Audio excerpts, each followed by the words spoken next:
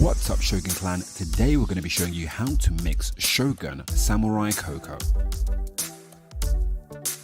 Step 1. Fill up your tank with plain water. Step 2. Take your Samurai Coco A, shake well, and add at the recommended rate. This can be found on the feed chart. Mix in well. Step 3. Next, you want to take your Samurai Coco B, shake very well, and add at the recommended rate.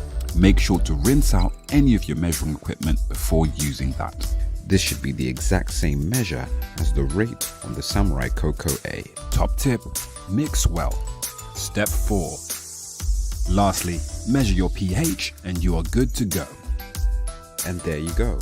You are now ready to add any other additives into your tank.